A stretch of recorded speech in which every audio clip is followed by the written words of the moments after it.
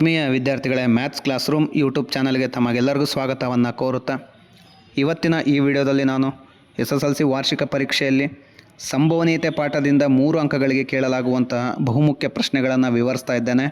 Video start ಮಾಡೋದಕ್ಕಿಂತ ಮುಂಚೆ ಇನ್ನೂ ನಮ್ಮ ಚಾನಲ್ನ ಯಾರು ಸಬ್ಸ್ಕ್ರೈಬ್ ಆಗಿಲ್ವೋ ದಯವಿಟ್ಟು ಸಬ್ಸ್ಕ್ರೈಬ್ ಆಗಿ, ವಿಡಿಯೋ ಇಷ್ಟ ಆದಲ್ಲಿ ಲೈಕ್ ಮಾಡಿ ಅಂತ ಹೇಳ್ತಾ ಪ್ರಶ್ನೆಗಳು ಹೀಗಿವೆ. ಸಂಭವನೀಯತೆ ಪಾಠದಲ್ಲಿ ಮೊದಲ ಪ್ರಶ್ನೆ, ಒಂದು ಪೆಟ್ಟಿಗೆಯಲ್ಲಿ 1 ರಿಂದ 20ರವರೆಗಿನ ಸಂಖ್ಯೆಗಳನ್ನು ನಮೂದಿಸಿರುವ ಒಟ್ಟು 20 ಬಿಲ್ಲೆಗಳಿವೆ.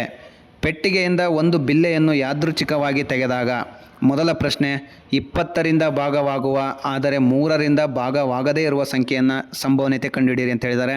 ಅದರಲ್ಲೇ ಎರಡನೇ ಪ್ರಶ್ನೆ, ಪೂರ್ಣ ವರ್ಗ ಸಂಖ್ಯೆ ಮತ್ತು ಪೂರ್ಣ ಘನ ಸಂಖ್ಯೆ ಎರಡೂ ಆಗಿರುವ ಸಂಭವನೀಯತೆ ಕಂಡುಹಿಡಿಯಿರಿ ಅಂತ ಹೇಳಿದ್ದಾರೆ. ಮೂರನೇ ಪ್ರಶ್ನೆ, ಅದರಲ್ಲೇ ಅವಿಭಾಜ್ಯ ಸಂಖ್ಯೆ ಆಗಿಲ್ಲದೇ ಇರುವ ಸಂಭವನೀಯತೆ ಕಂಡುಹಿಡಿಯಿರಿ ಅಂತ ಹೇಳಿದ್ದಾರೆ. ಇಲ್ಲಿ ಪ್ರಶ್ನೆಗೆ ಉತ್ತರವನ್ನು ಬರೆಯೋದಕ್ಕಿಂತ ಮುಂಚೆ ಇಲ್ಲಿ ಕೇಳಿರುವ ಪ್ರಶ್ನೆಗೆ ಸಂಬಂಧಿಸಿದಂತೆ ಕಡ್ಡಾಯವಾಗಿ ಒಟ್ಟು ಸಾಧ್ಯ ಫಲಿತಗಳ ಸಂಖ್ಯೆ ಬರೀಲೇಬೇಕು, ಇದಕ್ಕೆ ಅಂಕಗಳಿರುತ್ತೆ. ಹಾಗಾಗಿ ಈ ಒಂದು ಪ್ರಶ್ನೆಗೆ ಸಂಬಂಧಿಸಿದಂತೆ ಒಟ್ಟು ಸಾಧ್ಯ ಫಲಿತಗಳ ಸಂಖ್ಯೆ 20 ಆಗಿರುತ್ತೆ. ಯಾಕಪ್ಪ ಅಂದರೆ 20 ಬಿಲ್ಲೆಗಳಿವೆ.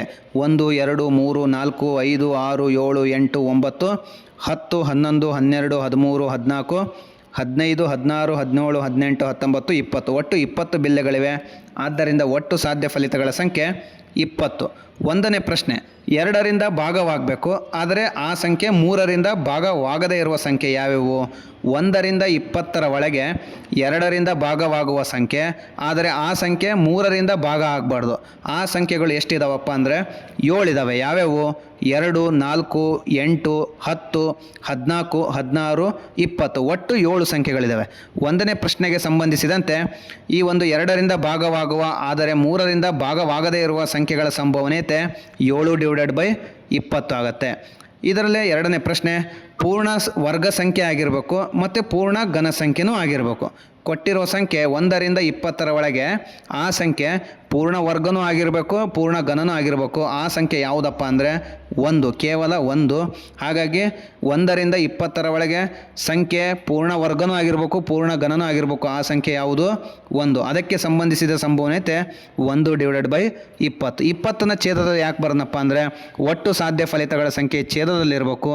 ಆ ಒಂದು ಪ್ರಶ್ನೆಗೆ ತಕ್ಕಂತೆ ಕೇಳಿರೋ ಉತ್ತರನ ಅಂಶದಲ್ಲಿ ಬರೀಬೇಕಾಗತ್ತೆ. ಇದರಲ್ಲೇ ಮೂರನೇ ಪ್ರಶ್ನೆ, ಅವಿಭಾಜ್ಯ ಸಂಖ್ಯೆ ಆಗಿಲ್ಲದೇ ಇರುವ ಸಂಭವನೀಯತೆ ಅಂದರೆ 1ರಿಂದ 20ರ ಒಳಗೆ ಆ ಸಂಖ್ಯೆ ಅವಿಭಾಜ್ಯ ಸಂಖ್ಯೆ ಆಗಿರಬಾರ್ದು, ಅಂದರೆ ಭಾಜ್ಯ ಸಂಖ್ಯೆ ಆಗಿರಬೇಕು. ಆ ಸಂಖ್ಯೆಗಳು ಯಾವ್ಯಾವು?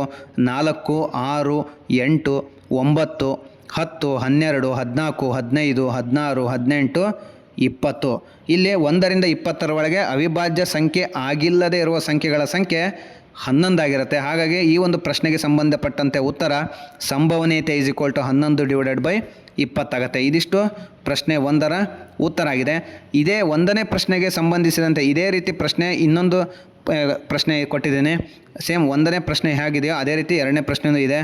ಒಂದು ಪೆಟ್ಟಿಗೆಯಲ್ಲಿ 1ರಿಂದ 20ರವರೆಗೆ ನಮೂದಾಗಿರುವ 20 ಕಾರ್ಡ್ಗಳಿವೆ. 2ನೇ ಪ್ರಶ್ನೆ ಹೀಗಿದೆ, ಒಂದು ಪೆಟ್ಟಿಗೆಯಲ್ಲಿ 1ರಿಂದ 20ರವರೆಗೆ ನಮೂದಾಗಿರುವ 20 ಕಾರ್ಡ್ಗಳಿವೆ. ಪೆಟ್ಟಿಗೆಯಿಂದ ಒಂದು ಕಾರ್ಡನ್ನು ಯಾದೃಚ್ಛಿಕವಾಗಿ ತೆಗೆದಾಗ ಇದರಲ್ಲಿ ಮೊದಲ ಪ್ರಶ್ನೆ, ಒಂದು ಪೂರ್ಣ ವರ್ಗ ಸಂಖ್ಯೆ ಪಡೆಯುವ ಸಂಭವನೀಯತೆ ಕಂಡುಹಿಡಿಯಿರಿ ಅಂತ ಹೇಳಿದ್ದಾರೆ. ಇಲ್ಲೂ ಕೂಡ ಹಿಂದಿನ ಪ್ರಶ್ನೆ ಹಾಗೆ ಒಟ್ಟು ಸಾಧ್ಯ ಫಲಿತಗಳ ಸಂಖ್ಯೆಯನ್ನು ಬರ್ಕೊಂಡಿದ್ದೀನಿ. ಒಟ್ಟು ಸಾಧ್ಯ ಫಲಿತಗಳ ಸಂಖ್ಯೆ 20. 1ನೇ ಪ್ರಶ್ನೆಗೆ ಸಂಬಂಧಿಸಿದಂತೆ ಉತ್ತರ ಒಂದು ಪೂರ್ಣ ವರ್ಗ ಸಂಖ್ಯೆ ಅಂದರೆ 1ರಿಂದ 20ರವರೆಗೆ ಒಂದು ಪೂರ್ಣ ವರ್ಗ ಸಂಖ್ಯೆ ಯಾವ್ಯಾವಪ್ಪ ಅಂದರೆ 1 4 9 16 ಒಟ್ಟು 4 ಸಂಖ್ಯೆಗಳಿವೆ. ಈ ಪ್ರಶ್ನೆಗೆ ಸಂಬಂಧಿಸಿದಂತೆ ಉತ್ತರ ಸಂಭವನೀಯತೆ = 4/20.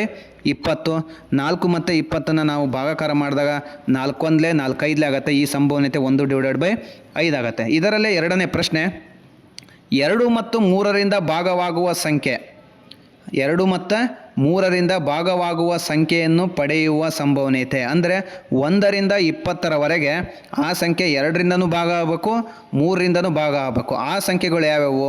6 2ರಿಂದನೂ ಭಾಗ ಆಗುತ್ತೆ, 3ರಿಂದನೂ ಭಾಗ ಆಗುತ್ತೆ. 12 2ರಿಂದನೂ ಭಾಗ ಆಗುತ್ತೆ, 3ರಿಂದನೂ ಭಾಗ ಆಗುತ್ತೆ. 18 2ರಿಂದನೂ ಭಾಗ ಆಗುತ್ತೆ, 3ರಿಂದನೂ ಭಾಗ ಆಗುತ್ತೆ. ಹಾಗಾಗಿ ಆ ಸಂಖ್ಯೆ 2ರಿಂದ ಭಾಗನೂ ಆಗಬೇಕು, 3ರಿಂದ ಭಾಗ ಆಗುವ ಒಟ್ಟು ಸಂಖ್ಯೆಗಳು 1ರಿಂದ 20ರ ಒಳಗೆ ಕೇವಲ 3 ಇದ್ದಾವೆ. ಈ ಪ್ರಶ್ನೆಗೆ ಸಂಬಂಧಪಟ್ಟಂತೆ ಉತ್ತರ ಸಂಭವನೀಯತೆ = 3/20 ಆಗುತ್ತೆ. ಇದಿಷ್ಟು ಒಂದೇ ರೀತಿಯ 2 ಪ್ರಶ್ನೆಗಳಾಗಿದ್ದು ಮುಂದಿನ ವಿಡಿಯೋದಲ್ಲಿ ಸಂಭವನೀಯತೆ ಪಾಠಕ್ಕೆ ಸಂಬಂಧಿಸಿದ ಇನ್ನೂ 3 ಅಂಕಗಳ ಬಹುಮುಖ್ಯ ಪ್ರಶ್ನೆಗಳನ್ನು ನಾನು ನಿಮಗೆ ಹೇಳ್ತೀನಿ ಅಂತ ಹೇಳ್ತಾ ಇಲ್ಲಿಗೆ ಈ ವಿಡಿಯೋನ ಮುಗಿಸ್ತಾ ಇದ್ದೇನೆ. ಧನ್ಯವಾದಗಳು.